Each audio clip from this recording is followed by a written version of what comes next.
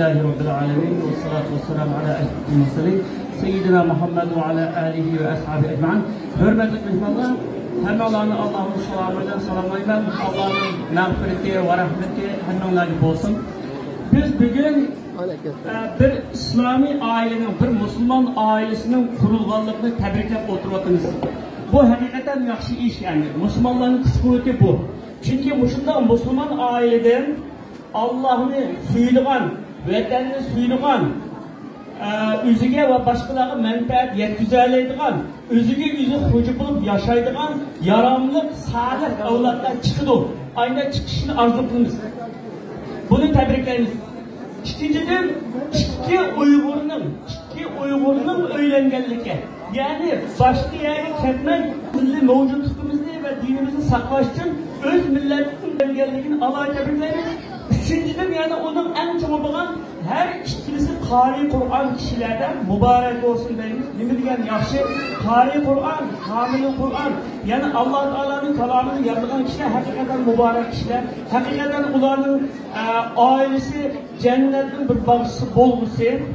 Endi aile kurulganlıkın her kandan aile muşu dünyanın cenneti. Muşu dünyanın cenneti. Müminler muşu dünyada güzel, takvalıkla asas kılan aileye kiriş arkalı bir cennet girse ahirette Allah'ın cenneti kirdi. Yani bu cennet buluşlu tigişlik aileni ahiretteki saklap deriş için bazı dikkat kıtkan işler var. Mesela bu işlerini ben birinci üzerine tavsiye kılışından bile bu iki toy kılvatkan, iki kardeşimizle ve başka Müslümanlara kısaca tavsiye kılışını arzu kılmam. Bir ailenin baxt saadetini, huzur halavetini ahirete devam kıldırış için ben 4 tane narsa muhim deb o'ylayman. Birinci takvalık. Takvalık deganning lug'at ma'nosi saqlanish, qo'rqish mesela. Saqlanish. Odatda biz yo'lda ketib qolganda mashina urayotmasin deb diqqat qilib mangamiz, ama mashinada manganchada qizil chiroqqa kelganda saqchidan qo'rqib kamera bayada o'tmaymiz. Qo'rqmiz, ama bu lug'at ma'nosi. Endi takvalık şeriatlik ma'nosi Allah Teala'ga itoat qilib, Allah ko'rsatgan bo'yicha ish ko'rish ve mas'uliyat tuyg'usi bilan yashash degan takvalıkning o'zi shu. Takvalık nima uchun oilaga shuncha muhim? Chunki oila taqvo bo'lgan vaqtida, o'zining mas'uliyatini tuyg'an vaqtida qarshi tarafning huquqini ado qildi, qarshi tarafga tegishlik o'zining ustidagi majburiyatlarni qildi, uning huquqini saqlaydi degan gapda. Takvalıkni Umar ibn Hattob radhiyallohu anhu bir kuni Ubay ibn Ka'b radhiyallohu anhu so'raydi. Takvalık degan nima desa, deydi, siz yalamayan sho'xlik yani menib boqqanma deydi. Menib boqqansiz. Siz qanday ma'noda putumga tikan kitgansiz deb ehtiyot bilan ma'no. Ha shu takvalıkni shu ehtiyot bilan berish deydi. Demak, din ve dunyolik ishlarimizda etrafımızdakiler qarta, Allah Teala qarta, hamma ishda ehtiyotchanlik bilan ve mas'uliyat tuyg'usi bilan huquqqa rioya qilish bilan manbadan taqvo. Taqvolikning rangi yo'q, uning kiyimi yo'q. Taqvolik qalbda bo'ldi. Payg'ambar sallallohu alayhi vasallam at-taqvo hahuna deb 3 qatim qalbiga ishorat qildi. Taqvolik qalbda bo'ldi. Uning ifadesi ve neticesi, niyeleri emellerdi buldu. Her kandak adam takva bulaydı, kiyim bilen emez, renk bilen emez, şekil bilen emez. Bazarda, ticareti, bazarda takva bulaydı, cemaat, mescid takva bulaydı, ata-ana ve aile, ezası, aile takva bulaydı, her kandak takvalık bulaydı. Muşu takvalık ailenin ki, baxt saadet bilen, birbirinin hukuku hürmet kılan, birbirinin ki, üstüge kılıçlı mecburiyetlerini ado qilish bilan bu ailenin ahireti baxtini saqlashning birinchi amili taqvolik hamda. İkincisi mehr muhabbet. Her qanday aile mehr muhabbet üstüge quruludur. Endi mehr muhabbet xuddi bir ailede bir canlılık için suğa, havaga ihtiyoç bo'lgandek mehr muhabbet bir aileye shunday bo'ladi. İhtiyacı. Endi hayatlıkın menbesi su ise ailedeki hayatlık menbesi, ailenin hayatlık menbesi mehr muhabbet. Endi mehr muhabbet karşı tarafını asraş ve onunla bütün ko'nglini, muhabbatini, sevgisini taqdim qilib berishlash va berishlanish. Sen berishlasang, berishlanasan. Endi mehr muhabbat xuddi har qanday amal dinimizda Allah roziligi uchun bo'lishi shart bo'lganda, mehr muhabbatni Allah roziligi uchun qilmaysan. Men Allah roziligi uchun men jo'rimni yaxshi ko'raman, yaxshi muomala qilaman degan vaqtimizda biz jo'rimizni bilan kutmaymiz. Faqat Allohdan kutamiz. Allah Taala bizga uni siyosiy jo'rimiz orqali yetkazib turdi, yoki boshqa yo'lda shuni mukofotni yetkazib turdi. Endi agar sen bir qadam olsang, men bir qadam olaman. İki qadam olsang, iki qadam olaman. Sen unda qilsang, bunda qilman desang, bu muhabbat emas. Mehr muhabbat emas. Çünkü qarshi taraf ba'zi vaqtda onun qilgan yaxshiligini %100 qaytara olmasligi mumkin, %50% qaytarish mumkin, va diqqat qilmay qilish mumkin. Çünkü ma'o ana shunday yaxshilik qildi, yaxshi muomala qildi, oldin kutgan narsa kelmaganiga qadovli, kutgan narsani kelmadi deb ranjiydi. Shuning bilan zerikib qoldi uni. Nimasicha yaxshi muomala qilsin. Agar Alloh uchun desa, Alloh cho'qin biridi o deydi. Biz bu shunday qilisharda ikki tarafni payqaymiz. Biri mehr muhabbatni oxir davomlashtirishni saqlay olamiz. Yani Allah uchun qilganda. Ikkinchi, amal ibodat qilganning ibodatini savobini topa olamiz. Chunki ibodat, ba'zi amal ibodatlar niyat bilan odatga aylanib qoldi. Odatga o'xshashli bo'lib qoldi, savob yo'q. Masalan, Madina davridagi munofiqlarning namoz o'qiganga o'xshash. Namoz o'qiydi, ammo Alloh roziligi uchun o'qimaydi. Uni qilgani bir odat.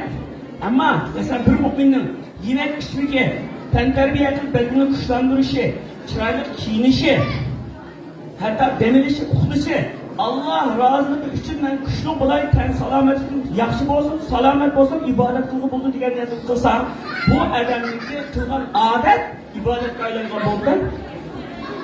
Endi uchinchisi qanoat. Qanoat oilani baxtli qilishning birinchi omili. Endi oilaning baxt saodatli bo'lishiga, to'sqinligiga eng chong to'sqin ochko'zlik va qanoatsizlik. Dunyoda sen qanoat qilmasang, o'zingninki Allohning sana ato qilgan chiroyi, sana ato qilgan pul mol, sana ato qilgan iqtidor, sana ato qilgan jo'r, sana ato qilgan oila, farzand, oshliqni dunyodagi eng yaxshisi niki? Mening qo'limda bo'lgani dunyodagi eng yaxshisi, eng baxtli odamman, eng boy odamman deb e'tiqod qilgan vaqtimda odam qanoat qiladi, oila jigarga chiqmaydi. Endi qanoat deganda biz amal ibodatda, taqvolikda qanoat qilishga bo'lmaydi. Bizdan eng yuqorilarga qarab, men ashunday bo'lsam bo'ldi deymiz masalan. Bir hadis var ya, ikki ishda hasad qilishga bo'ldi. Hasad ham dunyoda g'ibti degan ma'noda qiziqishga bo'ldi. Biri kecha kunduz Qur'on o'qiydigan, biri pul molni Alloh yo'lida kecha kunduz Alloh yo'lida xaylaydigan odamga deydi-da. Qiziqishga tegishli bo'lgan ishlardir.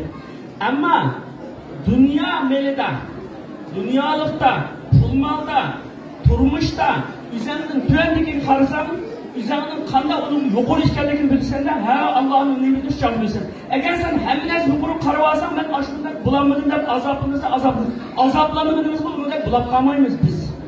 Eng yaxshisi shukr qilish, o'zingning Allohning atog'iga shukr qilish. Oilada masalan ayol kishi erning tepagiga shukr qilsa, Allah nima az versin, halalın versin, halalın işlerini de rıhbetlendirse eri şunda bir kuş kuvvetli ilgi buludu ki halalın rızık yapıdı, ballarını halalın bakıdı, balları an salih, menfaatli, metenge, halkı menfaatli balı buldu.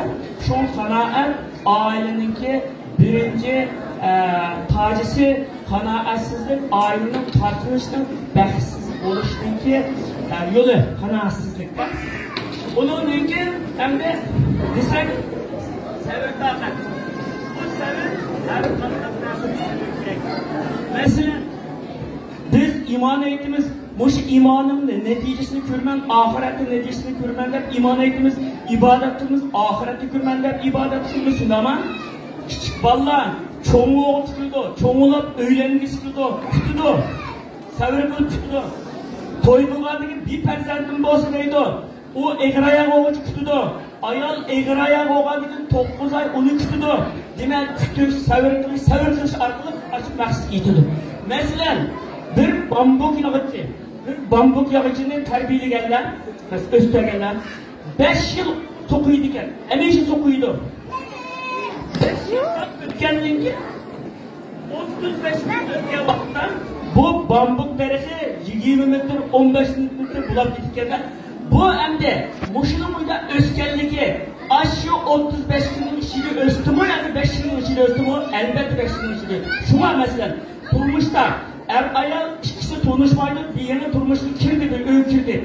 Belki onun bazı adetleri, bazı nimesi huyu manıga birisi riski yapması mümkün. Ama bunu sevirmeden tutudu, oğuşuluşunu sevirmeden tutudu. Sevirmeden oğuşaydı. Eğer aşında vakitte, naik atçılık eğer vakitte bir saniyelik atçılığını yutuvettik, yüzünü aptan bir oylap, aldırmayın. Aşında kılsa her kandan bir ailedeki atçılık yüzünü tutulamadığını burada işlerden yüzünü saklap kalarlar. Mesela bir saniyelik atçılık çiğdemay nurgun adam turmuğu girip kaldı. Bir saniyelik sevirkin çıkartıp ailesini tutup kalarlar kişilik. Ben boşunda hakikatlerini ben medrese görüp okuşup olsumu 40 yıl olmalı. Ben boşuna hakikatler 40 yaşlı kişilerindeki aldım. Mesela ben şunda Kurmama herkes açılma vaktinde kat'i yapılmaydı. Kat'i yapılmaydı. %100 günah bende dostumu açılma vaktinde yapılmaydı. Demişler. Yapılmadan biz tuğan tamam üstünde olmayız. Tohtak kalırız da. Onun için açığımız ketkenliğin için şimdi şu abdümatlık akıl turduğun akıl tuğanlık için ona keçirem %100 günah mendeket diyen gibi bu abdümat tohtaydı. Eğer şimdi keçirip ben üzerimin gururunu yemip hatalaştı ben başıma hatalaştıysam Allah'ımı yaxşı gördü o cürümüzünü yaxşı gördü. Biz erlerde gururumuz yemiş bir iş gerekken ben hayatın ağam tecrübem şu oldu bende. Demek birisi açıklananda çok birisi kim turuş gerek. Eğer ikiniz açıklanma vaxtında aile bozuldu.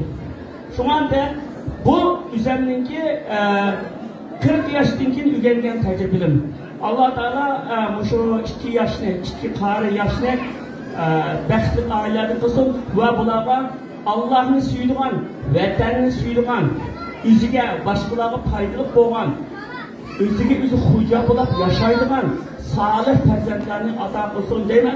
O'sha kelgan imomlarning hammasini farzandini Alloh taolo o'zi rozi bo'lgan yaxshi farzandlarni qilib bersin. Amin.